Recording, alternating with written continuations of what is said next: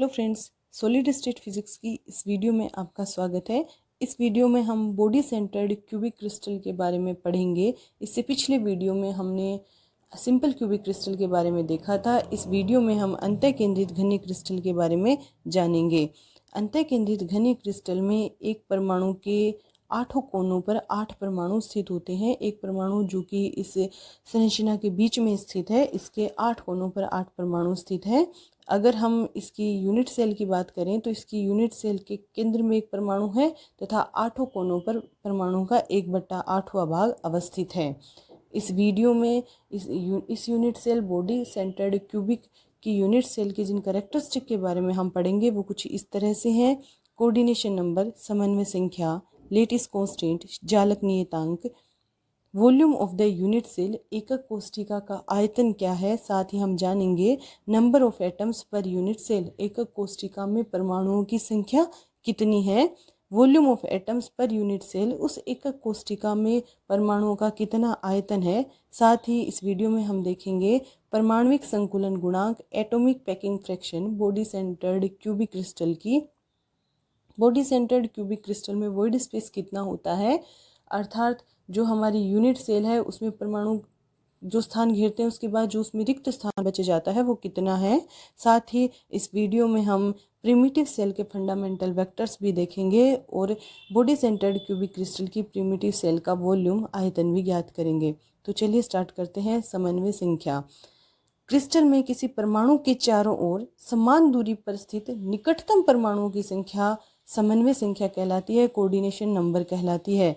हमारे पास ये unit cell है। अगर इसके केंद्र वाले परमाणु को हम रेफरेंस पॉइंट माने, केंद्र वाले परमाणु के चारों ओर हम निकटतम परमाणुओं की संख्या देखना चाहते हैं, तो अगर इसके पास एक और यूनिट सेल हो, उसके केंद्र का परमाणु इससे a दूरी पर होगा, जबकि कोने वाले परमाणु इससे a/√2 दूरी पर है, तो इसके सबसे निकटतम स्थित परमाणु हो जाएंगे इसके कोने पर स्थित परमाणु।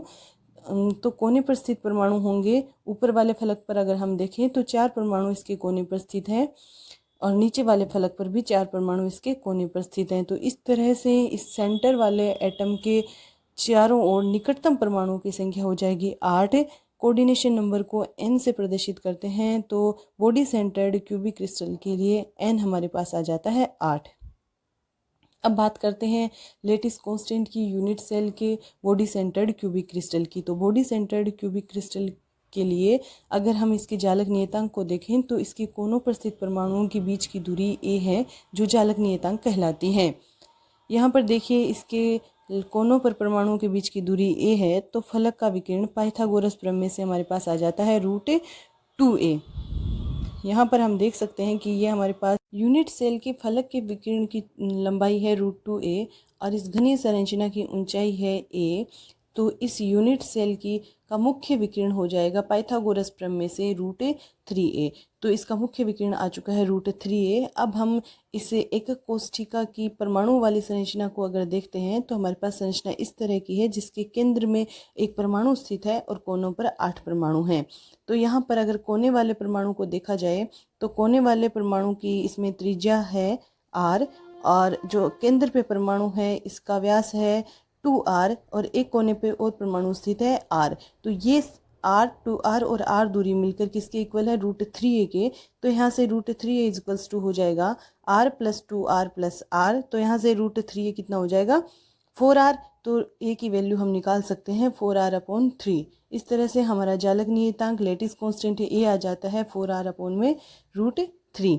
अब हम बात करते हैं यूनिट सेल के वॉल्यूम की, एकक कोष्ठिका के आयतन की। यहाँ पर हमारे पास एकक कोष्ठिका है जिसके crystallographic axis a vector equals to ai cap, b vector equals to aj cap और c vector equals to ak cap है। तो किसी भी यूनिट सेल जो घनीय संरचना है उसके लिए वॉल्यूम होता है a vector dot b vector cross of c vector. यहाँ पर a वेक्टर, b वेक्टर और c वेक्टर तीनों ही एक दूसरे के परपेंडिकुलर हैं।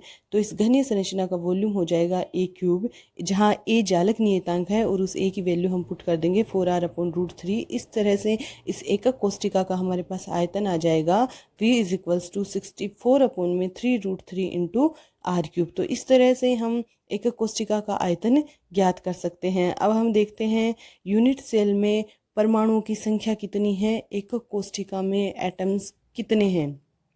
तो अगर इसके केंद्र वाले परमाणु की बात की जाए तो केंद्र वाला परमाणु पूरा का पूरा इस यूनिट सेल में है और जो 8 कोनों पर 8 परमाणु स्थित हैं उनका 1/8वां भाग इस यूनिट सेल में है। तो कुल परमाणुओं की संख्या हो जाएगी 1, जो कि कोष्ठिका के मध्य में परमाणु है। साथ ही जो कोनों पर परमाणु हैं 8 परमाणु हैं, उनका 1/8वां भाग इस यूनिट सेल में है। तो परमाणुओं की संख्या हो जाएगी 8 × 1/8। तो इन दोनों को हम ऐड कर देंगे तो हमारे पास कुल परमाणुओं की संख्या कितनी आ जाएगी, 1 + 1 एटम पर यूनिट। एक यूनिट में परमाणुओं की संख्या हो जाएगी 2। अब एकक कोष्ठिका में परमाणुओं का आयतन ज्ञात करते हैं कि एकक कोष्ठिका में परमाणु उस कोष्ठिका का कितना आयतन घेरते हैं। तो V = हमारे पास आ जाएगा number of atoms per unit cell कितने हैं, 2, और उनका एक एटम का वॉल्यूम होता है 4/3 πr³। तो टोटल वॉल्यूम हो जाएगा 2 × 4/3 πr³, और हमारे पास V आ जाएगा 8/3 πr³। ये V क्या है, परमाणुओं का आयतन है जो एकक कोष्ठिका में परमाणु घेरते हैं। अब हम बात करते हैं एटॉमिक पैकिंग फ्रैक्शन की, जो कि बहुत ही इंपॉर्टेंट है। परमाणुीय संकुलन गुणांक एग्जाम की दृष्टि से बहुत इंपॉर्टेंट होता है। एग्जाम में इसी से रिलेटेड क्वेश्चन पूछे जाते हैं, जिसके लिए हमें परमाणुओं का आयतन निकालना होता है, एकक कोष्ठिका का आयतन भी निकालना होता है। तो देखते हैं परमाणविक संकुलन गुणांक क्या है। एकक कोष्ठिका का वह भाग जो परमाणुओं द्वारा घिरा हो क्या कहलाता है, एटॉमिक पैकिंग फ्रैक्शन। या इसको दूसरे शब्दों में यह भी कह सकते हैं कि एकक कोष्ठिका में परमाणुओं के कुल आयतन तथा एकक कोष्ठिका के आयतन का अनुपात क्या कहलाता है, परमाणुीय संकुलन गुणांक। इसे ईटा से प्रदर्शित करते हैं। और एटॉमिक पैकिंग फ्रैक्शन होता है total volume of atoms per unit cell upon में total volume of unit cell. इस तरह से हमारे पास ईटा आ गया है Vm अपॉन में V। यहाँ पर ईटा हो जाएगा 8/3 πr³ अपॉन में 64/3√3r³, जहाँ पर 8/3 πr³ है Vm और Vm है एकक कोष्ठिका में परमाणुओं का आयतन, तथा 64/3√3 × r³ है एकक कोष्ठिका का कुल आयतन। तो इस तरह से हम ईटा की वैल्यू निकाल सकते हैं, जो आएगी √3/8 पाई, और इसको हम सॉल्व कर लेंगे तो ईटा आ जाएगा हमारे पास 0.68, और परसेंटेज में निकालना चाहें तो ईटा आ जाएगा 68%। इसका मतलब इसका एटॉमिक पैकिंग फ्रैक्शन 68% है। पूरी यूनिट सेल के आयतन का 68% परमाणुओं का आयतन होता है। अब बात करते हैं वॉइड स्पेस की। किसी क्रिस्टल में परमाणुओं की पैकिंग के बाद में उसके बीच में जो खाली स्थान बच जाता है, रिक्त स्थान बच जाता है, उसे कहते हैं void space, holes, interstitial site.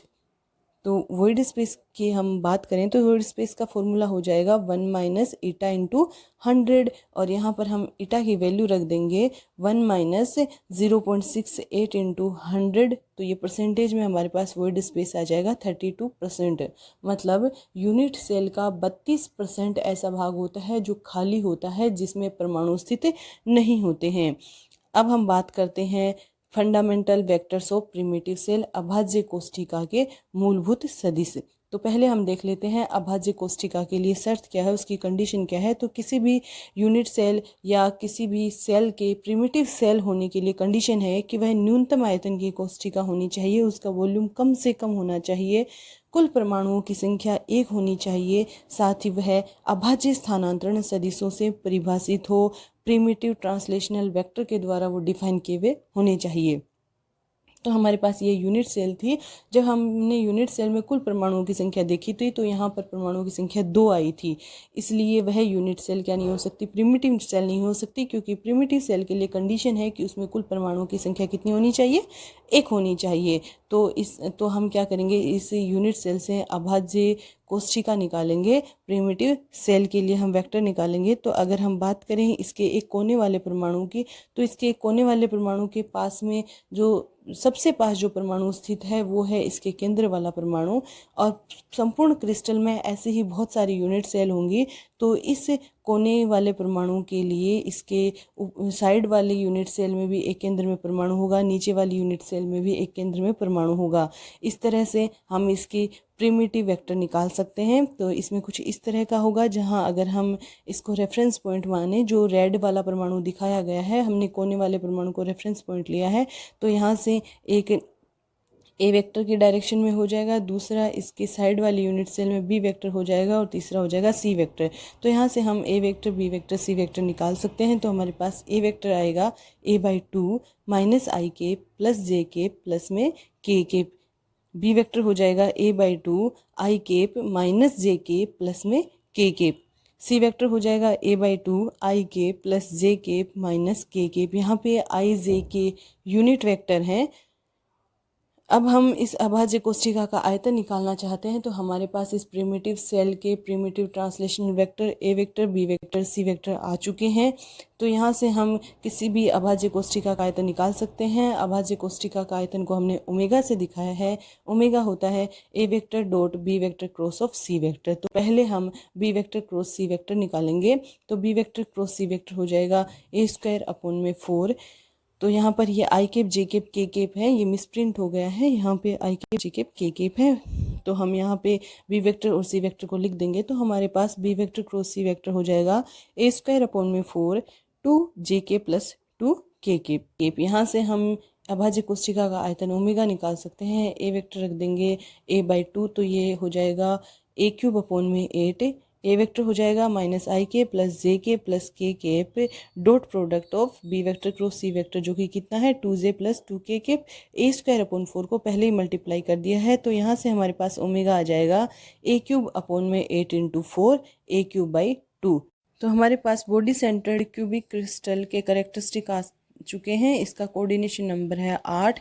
Lettuce constant जालक नियतांक होता है 4r/√3। Volume of the unit cell का आयतन है a³। Number of atoms per unit cell, एकक कोष्ठिका में कितने परमाणु हैं वो हैं 2। Volume of atoms per unit cell है 8πr³ एटॉमिक पैकिंग फ्रैक्शन है 68%, मतलब कुल एकक कोष्ठिका का 68% परमाणुओं द्वारा घिरा है। वॉइड स्पेस है 32% और साथ ही इसकी प्रिमिटिव सेल का वॉल्यूम आता है a³/2। Thank you so much for your attention.